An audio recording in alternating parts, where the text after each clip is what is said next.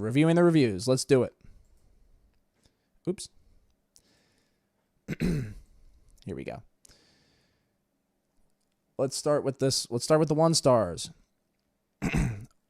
Here's one from Davey Patton, 49942. Quite simply the worst movie I've ever sat through. Quite apart from the appalling acting, the storyline, such as it was made up as they went along. In all my 74 years on this planet, I regret wasting over 2 hours of my remaining lifespan on this nonsense. This review contains no spoilers. The director has already spoiled it enough. Wow. We'll do one more 1 star. Here's one dreadful. Just cannot understand the high reviews that have been awarded to this film. That is totally pants. Totally pants. Okay. Plot is a one-liner. Script is juvenile. Actors deliver it like they're in high school play. There are 0 characters to connect with in the story. I mean, I can see this more than any of the other points. The 0 characters to connect with. Half of it is shot in darkness and the other half is in mud and rain. That is pretty funny. But I mean, that's the time period, man. And not really even the time period, but if you go to, Scandinavia or Norway or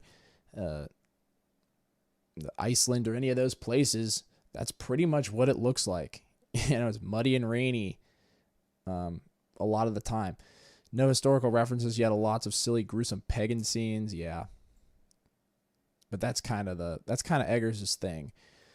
If you weren't expecting Vikings, if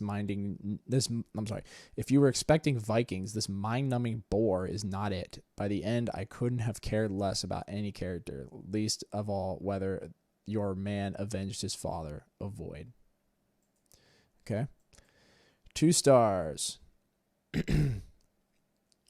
Here's one from Luke E. No Nuts. Boring, slow, frustrating. With a superb cast and really enjoying Viking mythology, was really looking forward to seeing this film, but it didn't take long to realize this is not going to be a good film. It was slow, frustrating, and obvious, and couldn't wait for to end. Made the time really drag, and it wasn't for our position in the cinema, we probably would have left. Fair enough.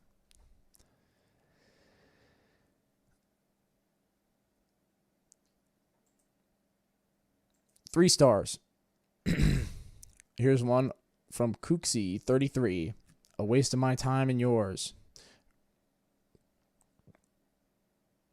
There it is.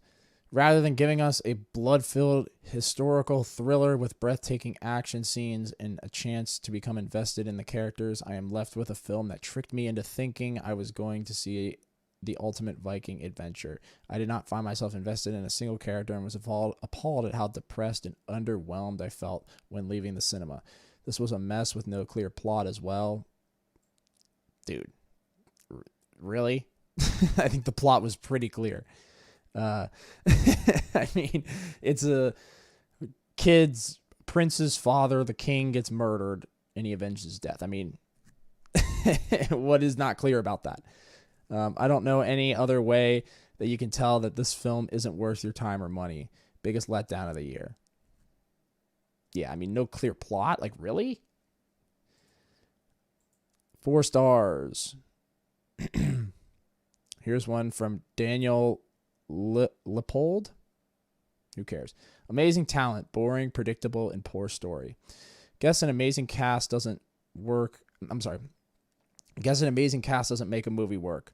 Love the talent, but the story was boring and not engaging. Never felt a connection with characters or rooting for the main character in revenge. I got bored. Stupid scenes as well. People back then were partially blind. And I guess lava proof. That's kind of funny. I mean, yeah, sure. But it has, the context of, the gates of hell. And that's probably what they considered hell.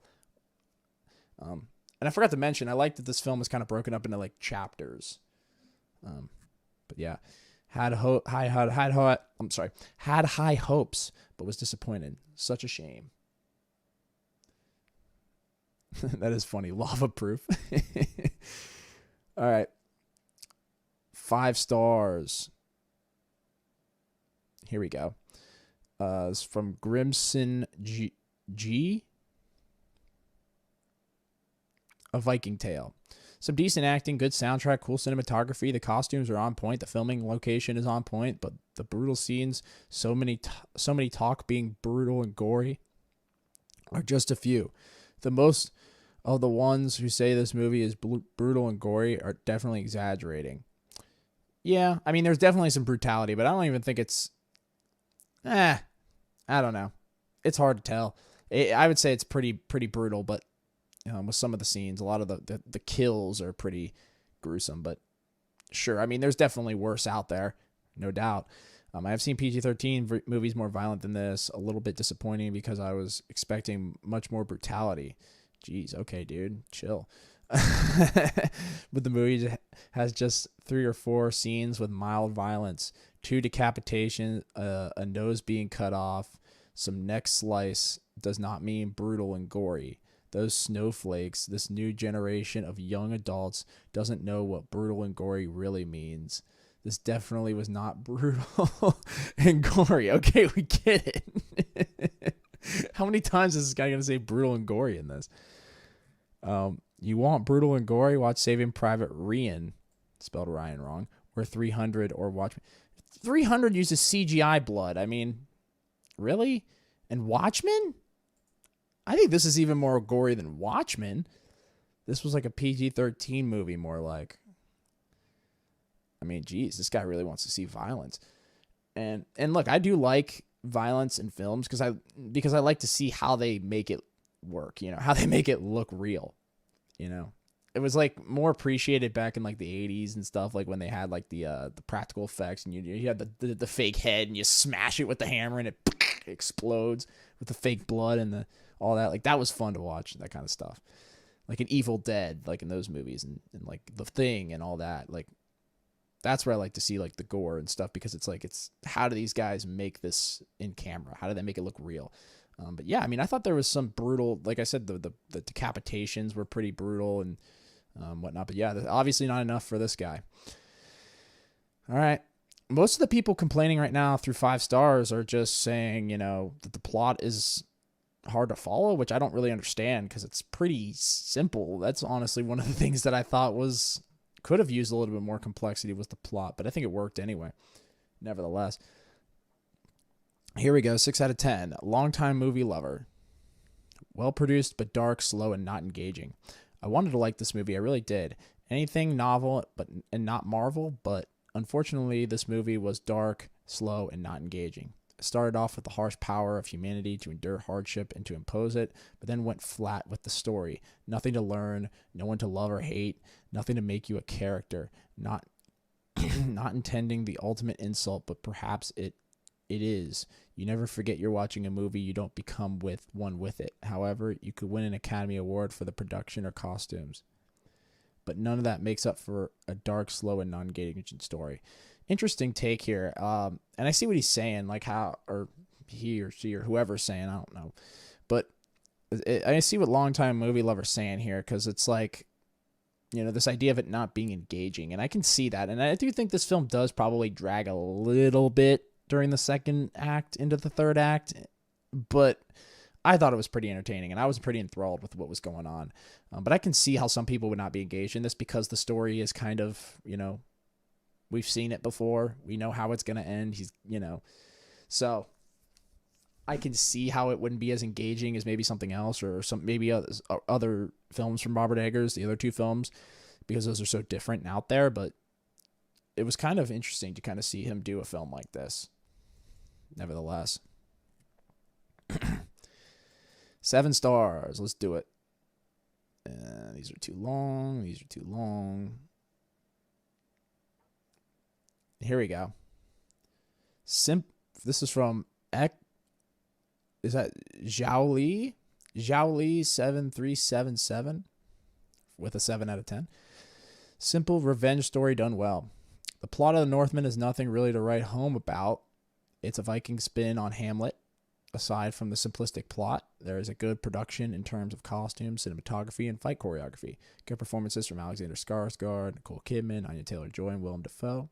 It's mostly the simplistic plot and some slow pacing that leads up to the finale that knocks a few points for me. I recommend checking it out though. Yep, this was something I actually just mentioned, was the slow pacing leading up to the finale. Yeah, I think like that chunk of time in between the second and third acts could have used a little bit more of something interesting going on. But again, that's what keeps this from being a perfect film, but I really enjoyed it nonetheless. 8 stars. Let's do it.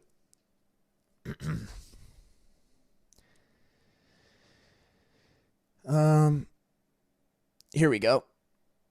Brutal and beautiful Viking saga. This is from Para97.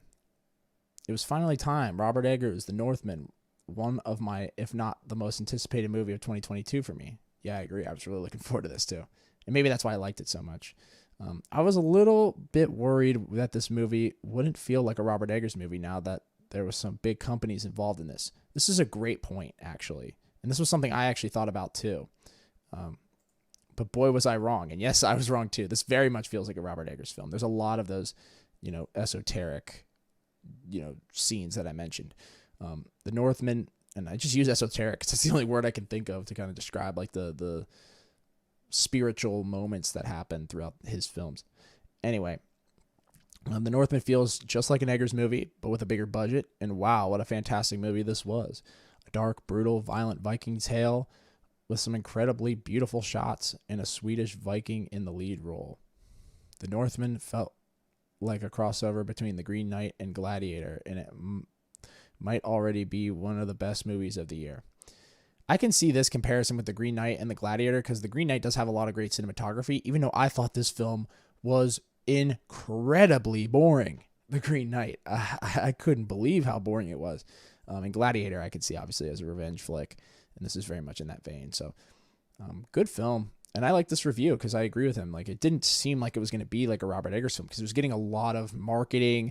You saw a lot of trailers coming out for this. So, you could see how this, I kind of had the same kind of concern. I'm like, is this going to feel like an Eggers film? And it definitely does. So, good review. Let's go to 9 stars.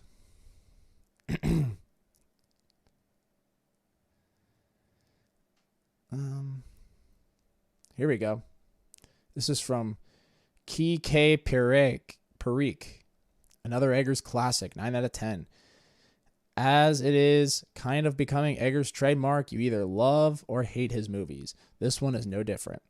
It is a realistic Viking representation. I wouldn't know. I'm not an expert on the area. That's what I said. But I don't think that is the point of this film.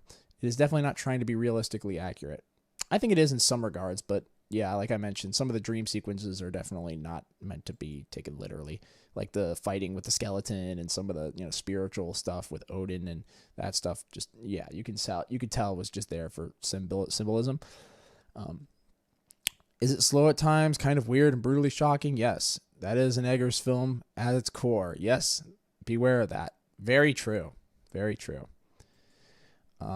It is a very enjoyable, compelling, emotional, dramatic, and somehow fantastical film about the obsession of revenge and destiny.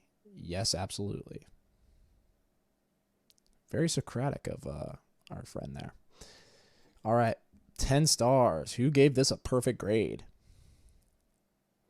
Here we go. We'll start with the first one. This is from Mason Saul. 10 out of 10. Incredibly unique. The Northman's combination of a large budget and epic scale with a slow burn character drama make it an incredibly unique and rare film. A disturbingly violent yet breathtakingly beautiful exploration of the cycle of violence and its burden on those in costumes.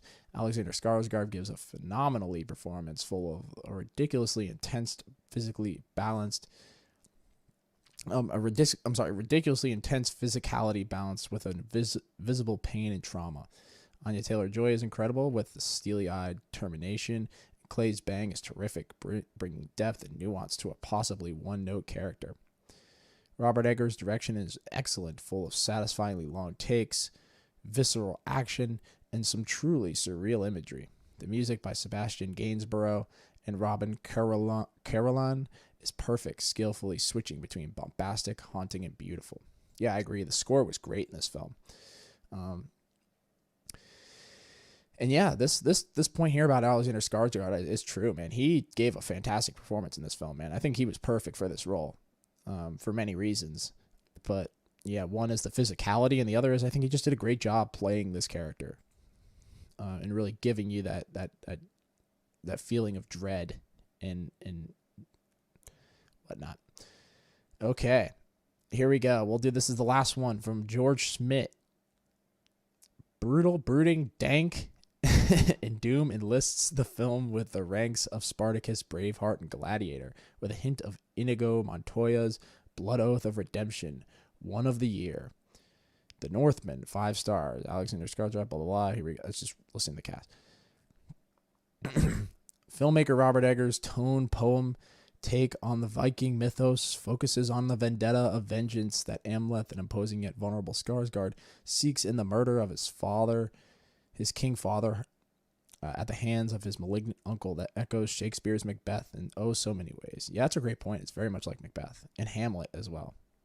It's like Hamlet and Macbeth together, but I think it much more like Macbeth. Cast with an impressive array of talent, including Kidman as the mother with shades of Lady Macbeth, and Taylor-Joy as a kindred spirit soulmate.